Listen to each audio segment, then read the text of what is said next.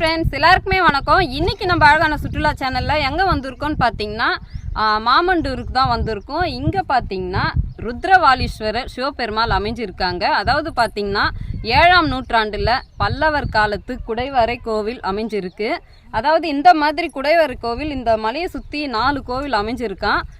பார்க்கலாம் வாங்க நம்ம முடிஞ்ச அளவுக்கு. இது வந்து பார்த்திங்கன்னா இப்போ நம்ம ஃபஸ்ட்டு போகிறது வந்து முதல்ல வந்து கோயிலுக்காக குடையப்பட்டு இருக்குது. ஆனால் இது சரியாக வரலன்னு அடுத்த குடைவரை கோவில் வந்து அங்கே அமைச்சிருக்காங்க. ஒவ்வொன்றா நம்ம பார்க்கலாம், வாங்க போகலாம்.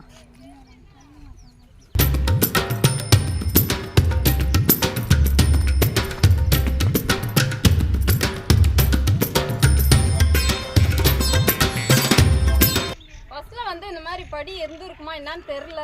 இப்போ வந்து ஒரு மாதிரி ஒரு அளவுக்கு அமைச்சிருக்காங்க.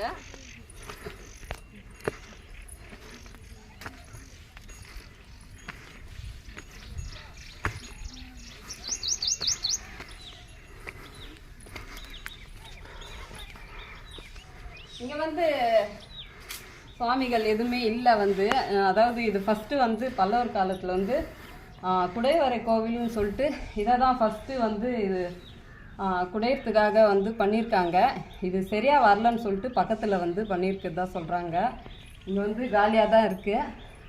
பார்த்தீங்கன்னாவே நல்லா தெரியும், குடைஞ்சி இருக்கிறாங்க கோவிலுக்காக.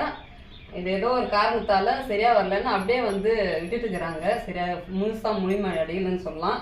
நீங்கள் பார்த்தீங்கன்னா என்னது இது வவ்வாலோட வந்து எச்சமா நிறைய இருக்குது, கால் வைக்க முடியல. இந்த பாறையெல்லாம் பார்த்தீங்கன்னா தெரியும் அந்த காலத்தில் வந்து எப்படி வந்து இதை வெட்டியிருப்பாங்கன்னு சொல்லிட்டு பாருங்க, வரி வரியாக இருக்குது. இந்த காலத்தில் வந்து இந்த பாறையெல்லாம் கட் பண்ணோன்னா மிஷினில் கட் பண்ணுறதால அப்படியே வந்து ஸ்ட்ரெயிட்டாக நல்லா லெவலாக இருக்கும். இது வந்து கையால் வந்து குடையப்பட்டதால் இந்த மாதிரி வரி வரியாக இருக்குது. இது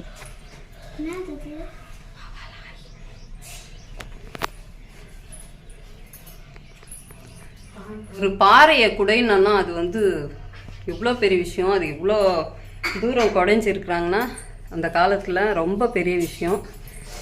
இது ஒரு பாறை, அப்படியே ஒரு பெரிய பாறை. இது அப்படியே முழுசாக ஒரே ஒரு பாறை. இது இந்த மலையில் பார்த்தீங்கன்னாவே தெரியும். இந்த பாறையை நம்ம உள்ளே போய் பார்த்தோம்னா அந்த அளவுக்கு குடைஞ்சிருக்காங்கன்னா அது எவ்வளோ பெரிய விஷயம். அதுவும் கையாலேயே. அதாவது 3 கருவறையின் மாதிரி வந்து இங்கே அமைக்கப்பட்டிருக்கு. ஆனால் வந்து இது முழுமை அடையலை.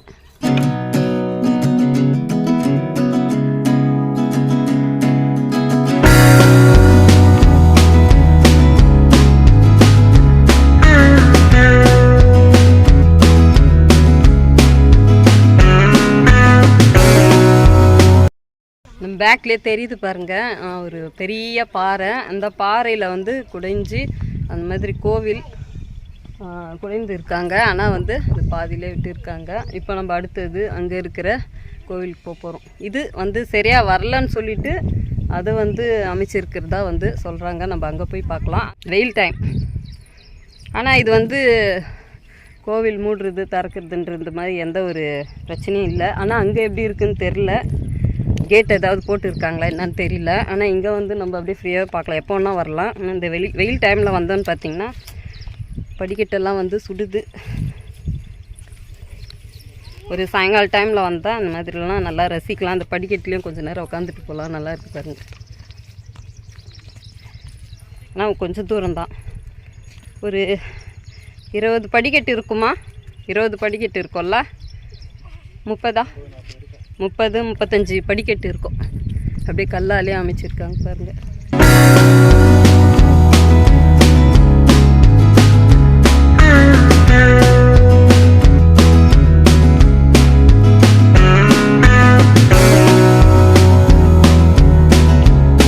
இதுவும் வந்து கொஞ்சம் படி தான், அவ்வளோ நெட்டெல்லாம் கிடையாது.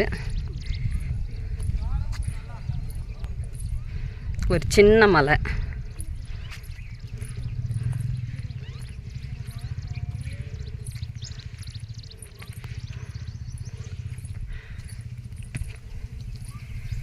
இருந்தாலும் இந்த கொஞ்சம் படின்னாலும் இந்த வெயிலில் ஏறி வரும்போது மூச்சு வாங்குது லைட்டாக.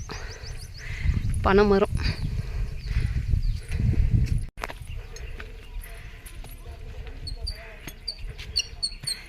ஆயிரத்தி 958 பழங்கால சின்னம்.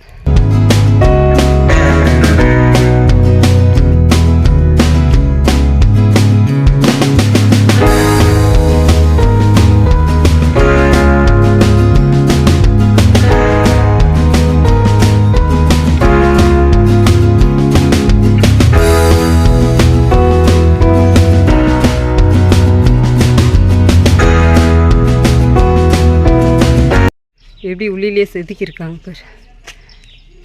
இதெல்லாம் கோயிலுக்காக செதுக்கப்பட்டது.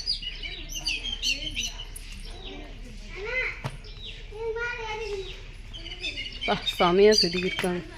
இந்த நடுவில் 2 பாறையும் உடைக்கிறதுக்கு எந்த மாதிரி ஐடியா பாரு. இந்த நடுவில் ஒரு கல் வச்சு அப்படியே உடச்சிருக்காங்க.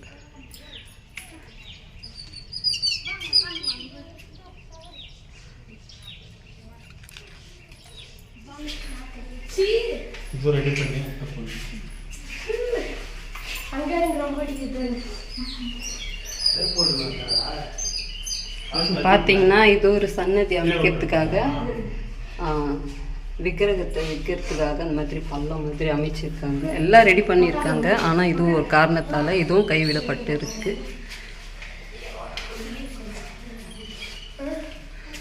ஒரு சன்னதி.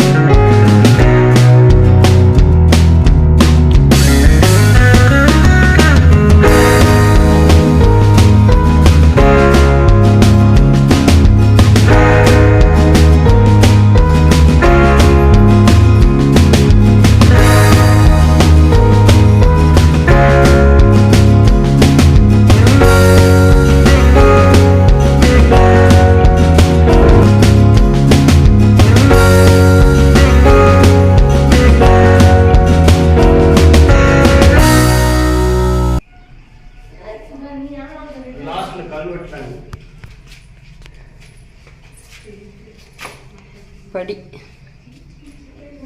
கருவறைக்கு போகிறதுக்கு படி. ஒவ்வொன்றுத்துக்கும் படி பேர் அழகாக அமைச்சிக்கிறாங்க. எல்லாம் பண்ணிவிட்டு அப்படியே விட்டுக்கிறாங்க.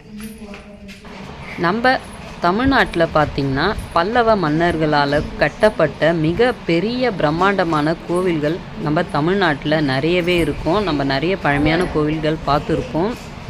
அந்த மாதிரி கோவிலை அமைக்கிறதுக்காக முதல்ல பார்த்திங்கன்னா இந்த மாதிரி இடத்துல இதை குடைந்து, இந்த பாறைகளில் குடைந்து கருவறை மாதிரி செதுக்கி ப்ராக்டிஸ் பண்ணியிருப்பாங்கன்ட்டு கூட இன்னொரு விஷயமா இந்த மாதிரி இடத்த சொல்லப்படுது. ஒருவேளை அது உண்மையாக இருந்தால் அவ்வளோ பெரிய மிக பிரம்மாண்டமான கோவிலை அமைக்கிறதுக்கு இது ஒரு அஸ்திவாரமாக இருந்திருக்கலாம். இப்போ நம்ம பார்த்துட்டு வந்ததும் ஒரு குடைவரை கோவில். அதையும் குடையப்பட்டு, அதாவது பாதியிலே கைவிட்டிருக்காங்க. அங்கே பார்த்தீங்கன்னா ரொம்ப அற்புதமாக குடைஞ்சிருக்காங்க. அது விட நம்ம ஃபஸ்ட்டு பார்த்தோம் பார்த்தீங்களா, அது ஒரு சின்ன லைட்டாக கொஞ்சம் சின்னதாக இருந்துச்சு. இது ரொம்ப பெரிய பாறையிலே குடைஞ்சிருக்காங்க. பார்த்தீங்கன்னா 7 சன்னதி அமைந்துள்ள ஒரு குடைவரை அமைச்சிருக்காங்க. அதுவும் ஏதோ காரணத்தால் கைவிடப்பட்டு இருக்கு. நம்ம ஃபஸ்ட்டில் பக்கத்தில் தான் சிவபெருமாள் இருப்பார்னு நினச்சோம். அப்படி இல்லைங்களா, இந்த மாதிரி 4 இருக்கான். இது 2வது, 3வதும் இதே மாதிரி குடையப்பட்டு கைவிடப்பட்டு 4வது கோவிலில் தான் அமைச்சு சிவபெருமாளை அமைச்சிருக்கிறதா சொல்கிறாங்க. வாங்க பார்க்கலாம். இன்னும் 2 கோவில் இருக்குது. அது கொஞ்சம் தூரம் போகணுமா. அங்கே அங்கே குடைஞ்சிருக்காங்க பாருங்கள். லாஸ்ட் கோவிலில் தான் கல்வெட்டெல்லாம் இருக்கிறதா சொன்னாங்க. இங்கே பார்க்கலாம். நம்ம ஃபஸ்ட்டில் இங்கே பக்கத்தில் இருக்கிறதுல தான் இருப்பார் சிவபெருமாள் நினச்சோம். இங்கேயும் இல்லை. இந்த மாதிரி இந்த மலையில் 4 குடைவரை கோவில்கள் அமைஞ்சிருக்கு. ஆனால் 3 குடைந்தும் கைவிடப்பட்டது. அதுக்கப்புறம் பார்த்திங்கன்னா நல்லா அமைஞ்சிருக்கும் போலகுது. 4வது பார்த்துருவோம் இன்றைக்கி. சிவபெருமாள் ருத்ர வாலீஸ்வரர். ஃபஸ்ட்டில் நம்ம அந்த படிக்கட்டு இருக்குது பாருங்கள், அதுதான் ஃபஸ்ட்டு. பார்த்தோம். இது வந்து இப்போ பார்த்துட்டு வந்த படிக்கட்டு. இது மேலேயும் வந்து இல்லை, வெறும் வந்து காலியாக இருக்குது. இப்போ நம்ம வந்து இன்னும் கொஞ்சம் தூரம் போகணுன்னு சொன்னாங்க.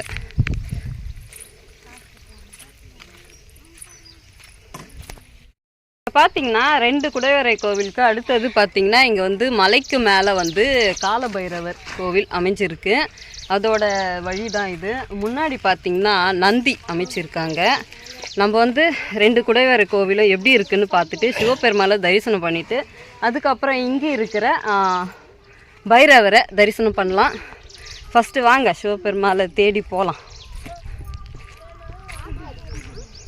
இப்போ டைம் பார்த்திங்கன்னா கரெக்டாக வந்து 12:30 மணி ஆகுது. அதனால் கொஞ்சம் மேலே ஏறி இறங்குறதுக்கு கொஞ்சம் கஷ்டமாக இருக்குது. இருந்தாலும் நம்ம சிவபெருமாளை தரிசனம் பண்ணணும், அதனால் போயிட்டு இருக்கோம்.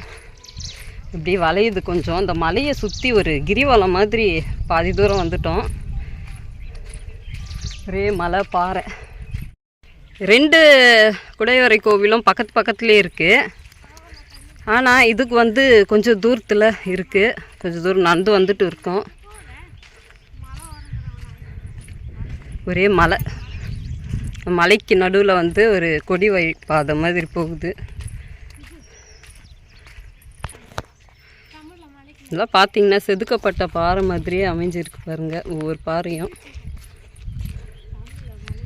பல்லவர்கள் வந்து நல்லா உறுதியாக காலத்துக்கும் வந்து காலத்துக்கும் இருக்கணும்னு சொல்லிட்டு இந்த மாதிரி வந்து மலை பகுதிகளிலே பார்த்து பாறையிலே குடைவரை கோவிலில் வந்து அந்த காலத்தில் வந்து பண்ணியிருக்காங்க. இதெல்லாம் வந்து காலத்துக்கும் அழியாத வந்து கோவில்கள். எவ்வளோ காற்று மழைன்றது காலங்காலமாக வந்து இந்த பூமி பார்த்துருக்கோம். ஆனால் இந்த கோவில்கள்லாம் இன்னமும் அப்படியே கம்பீரமாக இருக்குன்றதுக்காகவே அந்த காலத்தில் பண்ணியிருக்காங்க.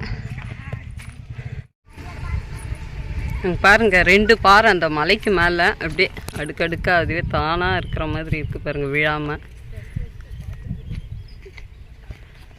இன்னும் கொஞ்சம் தூரம் போனோம் போல் இருக்குது. போவோம்.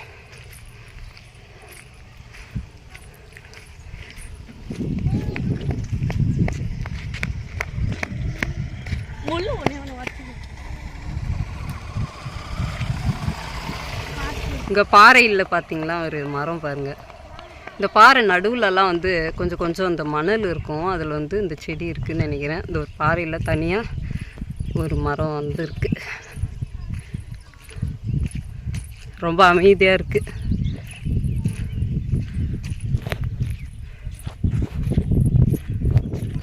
வந்துடுச்சுன்னு நினைக்கிறேன் கிட்ட.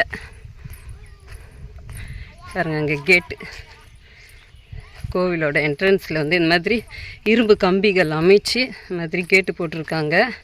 இது வந்து கவர்மெண்ட்டு, அதாவது அதோட கட்டுப்பாட்டில் இருக்குதுன்றதுக்காக இந்த மாதிரி கோவில்களில் பார்க்கலாம். அந்த மாதிரி பாருங்கள், இங்கே பார்த்தீங்கன்னாவே தெரியும் 1958ஆம் ஆண்டு பழங்கால சின்னம்னு சொல்லிட்டு போட்டிருப்பாங்க.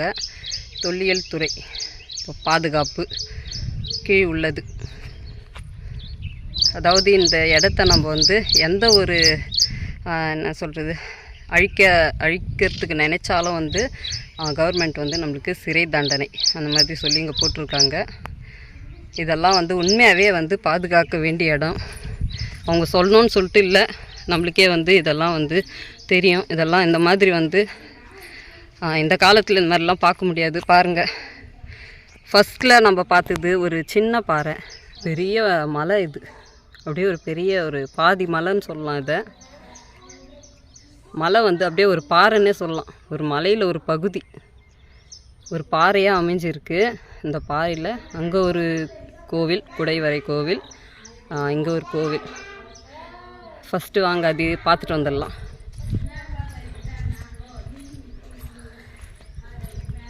இதிலே போட்டிருக்காங்க இது முழுமை அடைஞ்சிருக்கா அடையலையான்னு சொல்லிட்டு. இங்கே போட்டிருக்காங்க பாருங்கள்,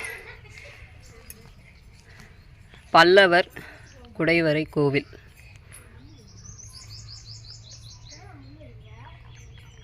இதில் போட்டிருக்காங்க பல்லவர் குடைவரை கோவில். எழுத்துக்கள் சரியாக படிக்க முடியல இல்லை. இங்கே கூட வந்து என்ன போட்டிருக்காங்கன்னா இதில் வந்து கல்வெட்டில் பல்லவர் காலத்து குடைவரை கோவில்னு சொல்லிட்டு போட்டிருக்காங்க. ஆனால் இதுவும் வந்து முழுமையடையலை சில காரணத்தால். ஏதோ முகப்பு மண்டபம் முழுமையடையலை, அதனால் வந்து இந்த கோவிலும் கைவிடப்பட்டு இருக்கு. வாங்க, இருந்தாலும் நம்ம உள்ளே போய் பார்ப்போம். இது வந்து இன்னும் வந்து இந்த டிசைனிங் எல்லாம் பண்ணியிருக்காங்க. ஒரு ஸ்டெப்பாக ஒரு கோவிலும் வந்து வந்து பண்ணியிருக்காங்க. ஆனாலும் இதுவும் சரியாக வரலன்னு சொல்லிட்டு விட்டுட்டு இருக்காங்க. இது பாருங்க, இந்த டிசைன் எல்லாம் வந்து கூட பண்ணியிருக்காங்க.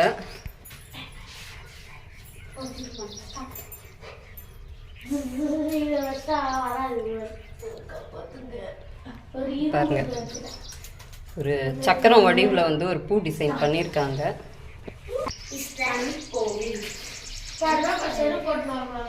இது பாருங்க, கோவிலாவே ரொம்ப அற்புதமா ரெடி பண்ணியிருக்காங்க. ஆனா இது வந்து ஒரு சன்னதி மட்டுமே இருக்கு.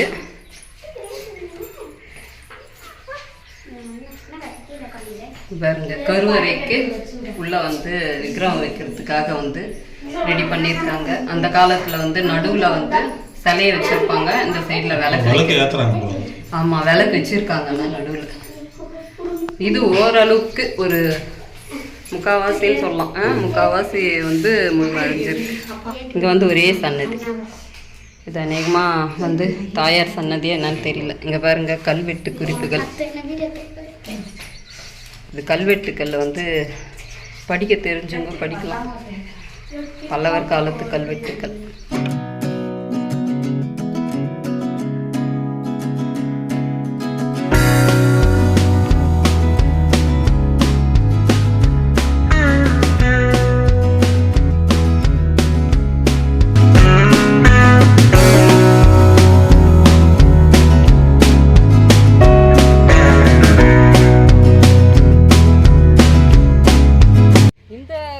கோவிலும் முழுமை அடையல. இப்போ நம்ம பக்கத்தில் பார்க்க போகிறதுல தான் ருத்ரவாலீஸ்வரர் அமைஞ்சிருக்காரு. வாங்க போய் பார்க்கலாம். இங்கேயும் பார்த்தீங்கன்னா கல்வெட்டு இருக்கு.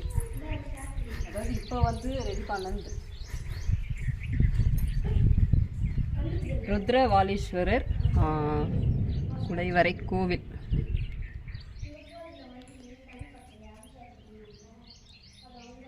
இந்த மரம் பாருங்கள், நம்ம அங்கேருந்து பார்த்தோமே, அது இந்த பாறை நடுவில் வந்து பாருங்க.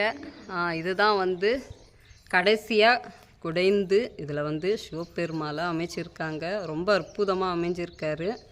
இங்கே பார்த்தீங்கன்னா 3 சன்னதிகள் அமைஞ்சிருக்கு பாருங்கள். ஃபஸ்ட்டில் ஒரு முகப்பு மண்டபம்னு சொல்லிட்டு இந்த 2 தூண் கொண்ட வரிசை. 2ஆம் வாசல் இது. இதுலேயே வந்து 2 தூண் இருக்குது. அதாவது பார்த்திங்கன்னா ஃபஸ்ட்டில் வந்து 2 தூண், அதுக்கப்புறம் 2 தூண். இது வந்து நடுவில் ஒரு மண்டபம் மாதிரி அமைச்சிட்டு அதுக்கு அடுத்த அடுக்கில் பார்த்திங்கன்னா கருவறைக்கான மண்டபம். இது பாருங்க,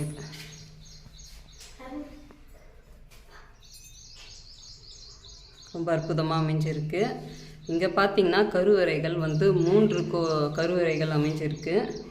அநேகமாக வந்து இது வந்து பிள்ளையார் முருகர்னு சொல்லிட்டு அமைச்சிருக்கலாம். நடுவில் வந்து சிவபெருமாள் இருக்கார். ஒவ்வொரு கருவறைக்கும் பார்த்திங்கன்னா துவாரபாலகர்கள் ஒவ்வொரு வடிவில் அமைஞ்சிருப்பாங்க. அடுத்தது இங்கே ஒரு வடிவில் அமைஞ்சிருப்பாங்க. இது வந்து ஒரு சன்னதிக்கான துவாரபாலகர்கள்.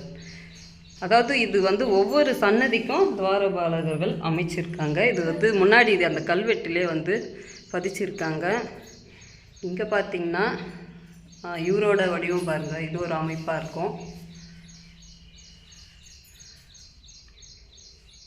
இதில் பார்த்திங்கன்னா கையில் அந்த ஒரு ஆயுதத்தோடு வந்து அமைஞ்சிருக்காரு இவர் பார்த்திங்கன்னா ஒரு வேறு ஷேப்பில் இருக்கும்.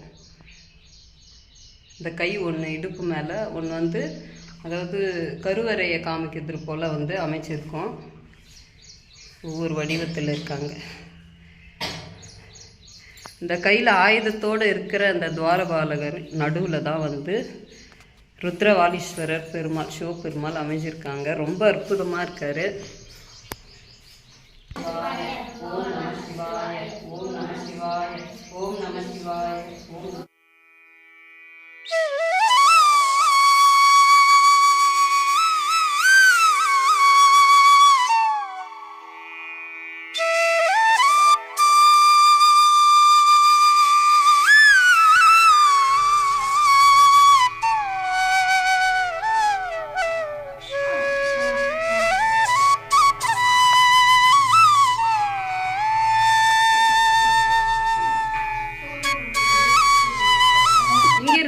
துவாரபாலகர்கள் எப்படி இருக்காங்க பார்த்தீங்கன்னா, வயதான மாதிரி அமைப்பில் அவங்க வந்து அமைச்சிருக்காங்க பாருங்க. ஒரு வித்தியாசமாக, அதாவது கையில் பார்த்தீங்கன்னா ஆயுதம் எதுவுமே இல்லை, ஒரு கையில் பூ வச்சுருக்கிற மாதிரி அமைச்சிருக்காங்க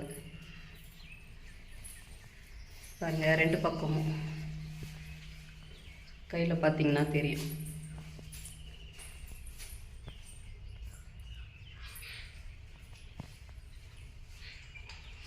இந்த கையில் வந்து இந்த பூ வச்சுங்கிற மாதிரி அமைச்சிருக்காங்க. முகம் பார்த்திங்கன்னா வயசான மாதிரி, முதியோர் மாதிரி துவாரபாலகர். இது வந்து நம்ம எங்கேயும் பார்த்துருக்க மாட்டோம்னு நினைக்கிறேன், நான் பார்க்கல. பாருங்கள், ஒவ்வொரு சன்னதிக்கும் ஒவ்வொரு துவாரபாலகர்கள். இது வந்து எல்லா கோவிலும் இந்த மாதிரி இல்லை, சிவபெருமாள் சன்னதிக்குள்ள மட்டும்தான் இருக்கும். இங்கே பார்த்திங்கன்னா ஒவ்வொரு சன்னதிக்குமே அமைச்சிருக்காங்க. இதுவும் வந்து இங்கே ஒரு வித்தியாசமான ஒரு அமைப்பு. அநேகமாக இது வந்து முருகர், சிவபெருமாள், விநாயகர் இப்படி சொல்லிட்டு அமைச்சிருப்பாங்க. பார்த்திங்கன்னா இதுதான் வந்து சோழர்கள் காலத்து கல்வெட்டுக்கள். வந்து நமக்கு சரியாக தெரியல, அந்த வந்து முன்னாடி வந்து இப்போ வந்து கல்வெட்டுக்கள் மூலயமா வந்து இதை வந்து சொல்லியிருக்காங்க.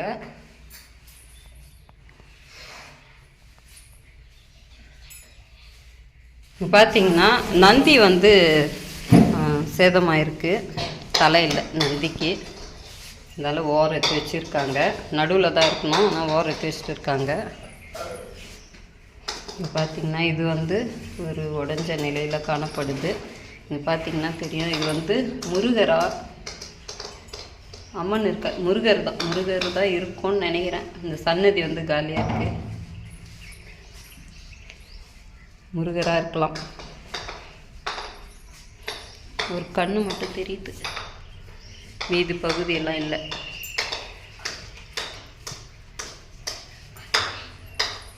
எல்லாருமே பார்த்துருப்பீங்க. இங்கே பாருங்க, நமக்கு பின்னாடி பார்த்தீங்கன்னா சிவபெருமாளுடைய தரிசனம் அவ்வளோ அற்புதமாக அமைஞ்சிருந்தது.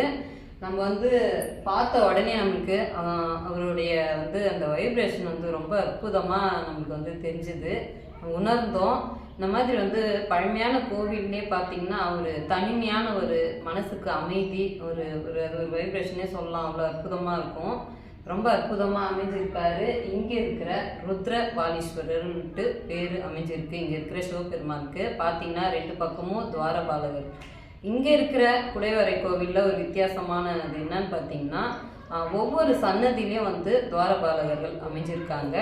அதாவது பார்த்தீங்கன்னா ஒன்றில் வந்து அதாவது இளமை மாதிரியும், இந்த லாஸ்ட்டில் பார்த்தீங்கன்னா முதுமை அடைஞ்ச மாதிரி துவாரபாலகர். இது வந்து இந்த மாதிரி எங்கேயுமே பார்த்ததில்லை.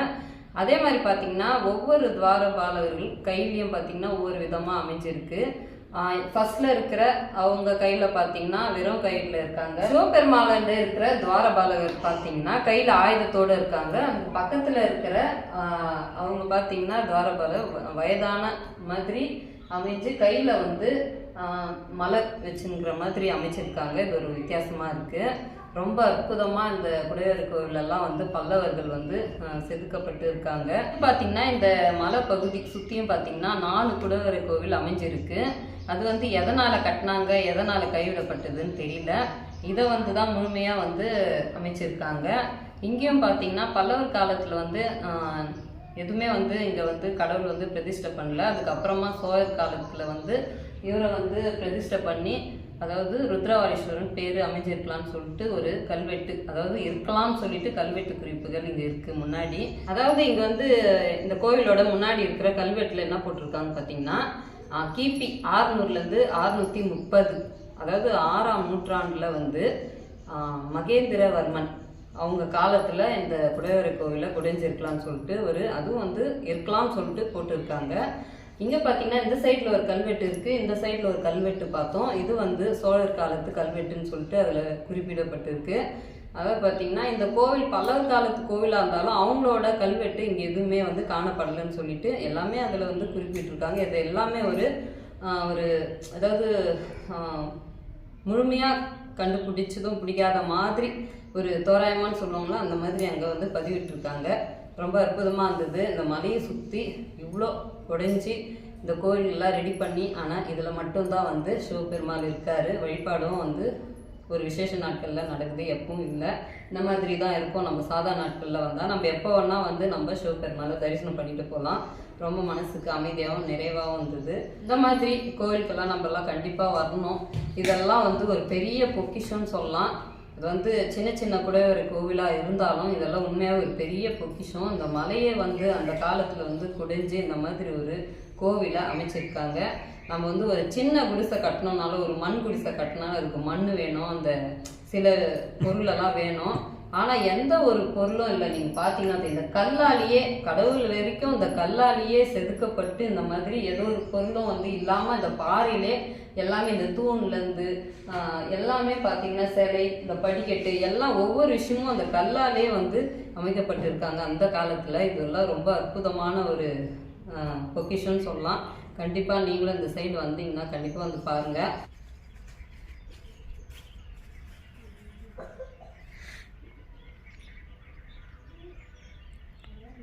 ரொம்ப அற்புதமான தரிசனம். மனசுக்கு ரொம்ப அமைதியாக இருக்குது. என்னன்னு தெரியல, இங்கேருந்து போகிறதுக்கு மனசு வரல. அந்த அளவுக்கு வந்து ரொம்ப அற்புதமாக அமைஞ்சிருக்காரு சிவபெருமாள். கண்டிப்பாக நீங்கள் வந்து இவரை தரிசனம் பண்ணணும். ரொம்ப அற்புதமாக இருக்குது.